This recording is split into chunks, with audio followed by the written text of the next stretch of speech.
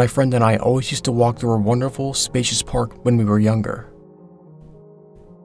It was full of tall trees, and it was very nicely maintained. In this large park, there was an abandoned mansion. I can't really say how long it had been there, but on that day, the front door of the mansion was wide open. The two of us decided to check out what was inside the place. As we inched our way through the door, the very first thing we noticed was that the mansion's floor was littered with crumpled up pieces of paper. We looked at each other and observed that there was no furniture. Nothing except for those wrinkled balls of paper. The mansion had 6 rooms on its main floor, and every room we entered bore more and more crunched up pieces of paper. We decided to open up one of the paper balls to see what was inside. Our curiosity got the better of us. I picked up a single wrinkled piece, and, as my friend picked up another, I unfolded my paper, smoothing out its bends and dents. At that moment, it was almost as if a piece of a rainbow emerged before our very eyes. And I was suddenly standing next to a large window in one of the upstairs rooms of the house. I was looking outside into the large park.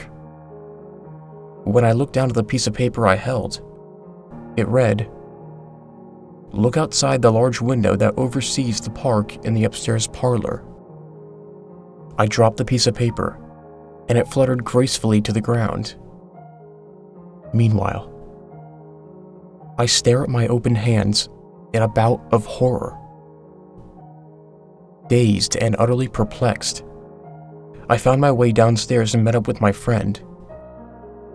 He was in the kitchen, sitting at a round table that hadn't been there before.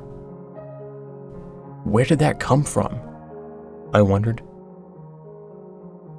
My friend stared at his open paper and reread the words several times before he looked at me and turned the page my way. It said, "Go to the kitchen and sit at the round table." We stared at each other for a few moments, vaguely afraid. But then we began to chuckle. Within seconds, we were laughing our heads off, marveling at our newfound game. We could hardly believe what had happened, but being young as we were, the mystery was endlessly exciting. We decided again to open up another crunched up piece of paper. As we opened up the crumpled papers on the floor, we experienced the same sudden flash of rainbow colors, but this time, I ended up lying down in the field behind the mansion. When I peered onto the paper in my right hand, it read, "Lie down in the field behind the mansion." I giggled uncontrollably. After a few minutes of running around the house, I found my friend collecting multiple balls of paper in his arms, eager to experience more of these strange, exciting phenomena. We both got the gist of what was happening at this point. We had no idea how it was even possible, but we decided to have more fun with it. The supernatural always had a way of captivating our hearts. After a few more run-throughs with these strange mini teleportation devices, I began to feel apprehensive. I wondered if, at one point, I would be placed somewhere I didn't want to be, or I'd be made to do something I didn't enjoy. We continued though. Minute after minute, we unfolded many papers and traveled through bedrooms, closets, and trees. But then, after having been on the roof of the mansion, I stood before my friend, dead, on the living room floor. I didn't scream.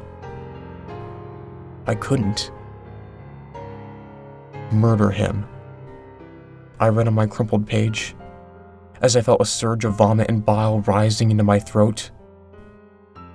Nothing came out, but the sickness in my throat spread to my stomach, my head, and my heart. I didn't know what to do. At this point, I began to scream and shout, praying to God for this to be a nightmare. I wanted it to go away. I wanted to rewind our day and be outside again, together, walking underneath the trees. All I could do was hide his body in a cupboard.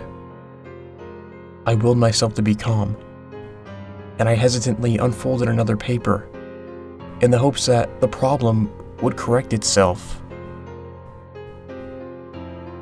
Once again, I saw the colors of the rainbow, and I found myself standing behind a tree several miles away from the house. I could clearly see the front door. Within a few instances, I saw both myself and my friend walk through the door. I began to wonder if I had died, or if I was having an out-of-body experience. I looked at the sheet in my hand, and the only words scrawled upon it were, "Time will repeat itself, and a paradox will take place, and it will be allowed." That gave me an idea. In my pocket remained the paper that made me kill my friend. Without looking at it, I crumpled it back up. Quietly, I followed my other self, who had separated from my friend as he explored the rooms of the house. As I crept behind him, he turned around very suddenly. Before he could utter a syllable, I forced the paper in front of my eyes, and, in a flash of rainbow colors, I was able to kill my other self. The laws of time allowed me to take over my dead self's place in this world, and also because of the fact that it was allowed to happen. As it was written on that second piece of paper that I had with me, which reversed time. It must have control over time and paradoxes, which made me now the new and alive and present of my other dead self. I hid my limp, bleeding other dead self in a cupboard in the upstairs bathroom to rot. To my great relief, I heard my friend call my name from downstairs. My friend, who managed to stay alive and well. My best friend. When I went downstairs, he greeted me excitedly, smiling childishly and being blissfully unaware of the situation. I pretended that nothing had happened. In a heartbeat, I told him that the house creeped me out and that it would be much better if we left. After that day, we never went near the mansion again. I don't know if anyone ever saw or heard about anything that happened between us, but I recently heard from another friend that the house had been demolished. And I can tell you with great certainty that while this news is a relief, I dreaded the probable prospect that my corpse was uncovered in the bathroom cabinet.